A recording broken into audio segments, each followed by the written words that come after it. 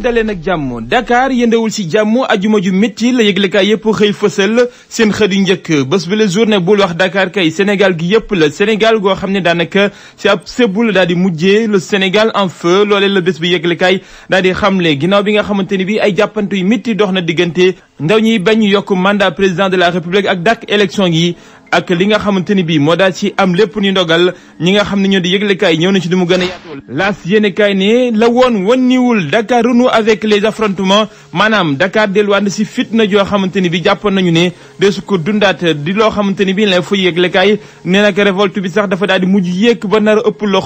ëpp na loxo buñ sukkandikoo si yëglekaay bi nga xamante ni bi mu ngi xamle ne am na ku ñàkk bakkanam ci ñaxtu yi ci diwaanu Ndar ab étudiant la woon ci université Gaston Berger ci jàppante yi lañ ko daal di dóor balle blanc mu daal di mujj sa loxoy fajkat yi foofee ca l'hôpital fa la ñàkkee bakkanam ñàkkul bakkanam waaye nag teg nañ leen fitna ju métti ñi nga xamante ni bi ñoo taskatu xibaar yi ci yëglekaay bi nga xam ne moo di Le Quotidien fës na suñu naataango bi nga xamante ni bi ñu ngi koy daal di bundu xataal soxna ab sawan bu Seneweb ñi nga xamante ni bi ñoo di takk der yi daal di koy teg fitna laata muy mujjee moom it ci loxoy kër docteur ak kawteef goo xamante ni moom la daal di dund nañu ñoom it kawteef ñi nga xamante ni bi dañoo bëggoon a taxaw temm ngir daal di lay ngir ak yelleefu taskatu xibaar yi foofee ca groupe bu Walfadjri fa ñu doon toofee ab toogaanu ñaxtu fa leen takk der yi fekk tas lépp daal di indi fa kawteef gu métti goo xamante ni bi ay jàppante yu métti la daal di mujj jur diggante ndaw yu xaar yàlla yi ak ñi nga xamante ni bi ñoo di takk der yi jamono joojee Le Soleil yëglekaay mu ñuy xamal ne njawriñ ju njëkk ji moom Amadou Ba mi ngi doon dajeek ñi nga xamante ni bi ñoo di syndicalistes yi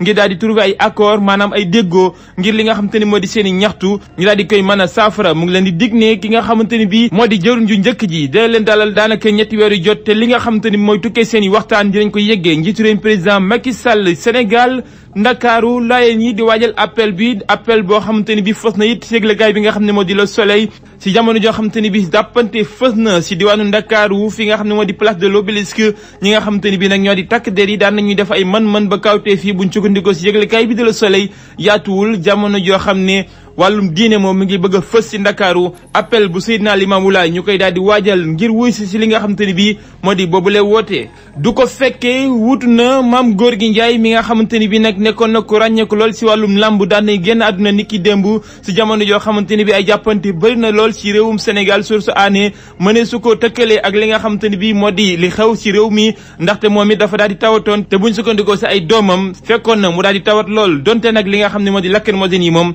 fekkoon na leen ba ci biir kër gi waaye nag ndogalu yàlla rek dikk mu daal di génn àdduna jeexal ba léegi ak wàllum tàggat yaram ak stade yéenekaay bi nga xamante ni bii del siwaat na si li nga xam ne moo di Coupe d'Afrique des Nations ak final bi nga xam ne moom lañu daal di amal revanche wala confirmation diggante ñi nga xamante ni ñoo di Super Eagles yi ak éléphant yu Côte d'Ivoire Osimhen jàkkaarloog Sébastien Haller lan mooy tukkee si ngoonuk dimanche ni ëllëg si final bi nga xam ne moo di am foofee ci diwaanu Abidjan dinañ ko daal di xam yëglekaay bi nga xam ne moo di stade moom def na si jéego ngir jiitu lu si mën di tukkee ëllëg lañu koy xam